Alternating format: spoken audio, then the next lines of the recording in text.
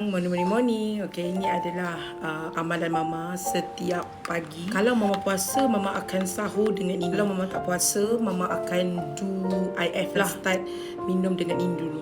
Baru Mama akan latte pistachio. Okay, bismillah. So, kita masukkan.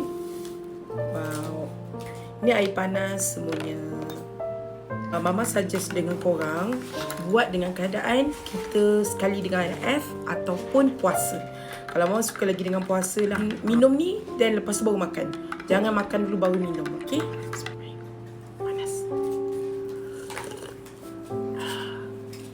Satu-satunya kopi untuk kita berdiet tapi sedap.